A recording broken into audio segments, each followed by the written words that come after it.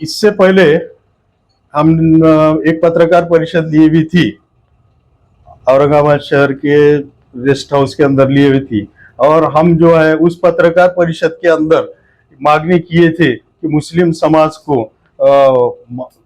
महाराष्ट्र विधानसभा 2024 में प्रतिनिधित्व मिलना, और प्रतिनिधित्व कितना मिलना वो बताए थे कि हमको जो है 13% जगह मिलना महाराष्ट्र में, ऐसा ये था। नहीं है तो हर जिले से एक एक उम्मीदवारी मिलना मुस्लिम समाज को, ऐसा बोलना था हमारा। तो ये हम इसलिए किए थे कि लोकसभा के निवडणूक के अंदर पूरा मुस्लिम समाज महाविकास आघाड़ी के पीछे था, पीछे रह के उनको पूरा उनके उम्मीदवार चुन के लाने में सब में बड़ा हाथ ये था। उसके बाद विधान परिषद की जो निवडणूक हो गई, वो निवडणूक के अंदर भी मुस्लिम समाज को प्रतिनिधित्व नहीं मिला, और लोकसभा के अंदर भी 48 जगह के अंदर एक भी मुस्लिम को प्रतिनिधित्व नहीं मिला था। इसलिए हम ये इसलिए पत्रकार परिषद लेके सभी यानी महाविकास आघाड़ी के शरद पवार उनका पक्ष, उद्धव ठाकरे की शिवसेना और कांग्रेस, ये तीनों पक्ष की तरफ हमारा कल रहने की वजह से हम तीनों पक्ष के हम ऐसी मांगनी कर रहे हैं कि वो मुस्लिम समाज को अब ये विधानसभा के अंदर कम से कम 36 जगह मिलना चाहिए, ऐसा हमारे हम मांगनी किए थे। उस मांगनी को दोहराने के लिए हम क्या किए, जी यहाँ पे शरद पवार साहब आए थे, तो हम जाके शरद पवार साहब से मिलके शरद पवार साहब को हम निवेदन दे के उनको बता दिए कि हम मुस्लिम समाज के लिए महाराष्ट्र के 24 के विधानसभा निवडणूक के अंदर उनको 13% जगह मिलना, या तो हर जिले से ये मिलना, ऐसा बोले हुआ था। उसके बाद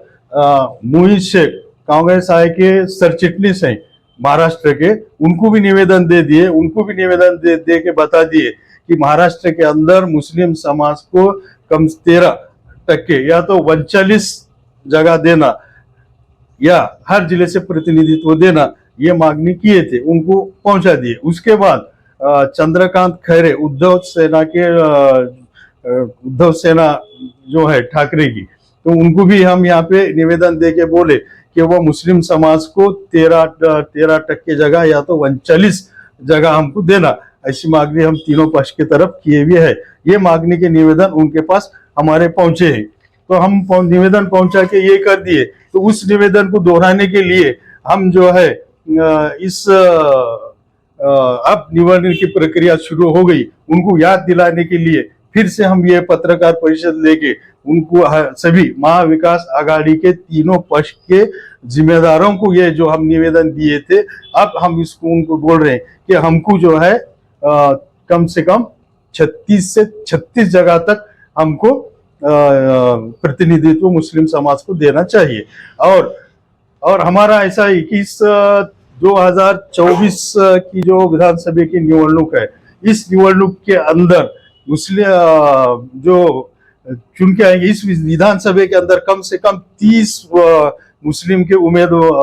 मुस्लिम समाज के आमदार चुन के लाना, ऐसा ये सभी आघाड़ी के लोगों के ऊपर एक जिम्मेदारी और ऐसा हमारा बोलना है। और मराठवाड़े के अंदर कम से कम 8 मुस्लिम के उम्मीदवार चुन के लाना, ऐसी हमारी मांगनी और उनको प्रस्ताव उनके सामने रखे है और हम दिए हैं ये प्रस्ताव। और ये प्रस्ताव के लिए हम उनके साथ पूरा उनसे मांगनी कर रहे हैं। तो हमारा ऐसा ये है, और ये हम ये निवेदन उनको पहुंचा दिए हैं। और हम नाना पटोले जो बोले थे कि समाज को देख के कोई भी समाज के ऊपर हम प्रतिनिधित्व नहीं देते, लेकिन 2014 की जो निवडणूक हो गई, 2014 की निवडणूक से कांग्रेस आय को सिर्फ मुस्लिम समाज एक ऐसा है जो उसके पीछे खंभे ठहरा है और कांग्रेस पक्ष को जो जिंदा रखा है। मेरा बोलना तो ऐसा है कि मुस्लिम समाज ही 14 के बाद कांग्रेस को ये रखा है, नहीं तो कांग्रेस पूरे कांग्रेस खत्म होने की इसमें थी, तो मुस्लिम समाज जिस कांग्रेस को जिंदा रखा है, तो इस विधानसभा की निवडणूक के अंदर जिसने कांग्रेस को जिंदा रखा है, उनके ज्यादा प्रतिनिधित्व देके उनको निवड़ के लाने की कोशिश करना, हमारा ऐसा बोलना है। चलो, आप मेरा नाम शेख खुर्रम अब्दुल रशीद साहब। और इसके वो भी हमारे के अंदर 38 मतदार संघ ऐसे हैं जहाँ पे मुस्लिम समाज का ये बहुत है। हाँ, निर्णायक वोट है, 1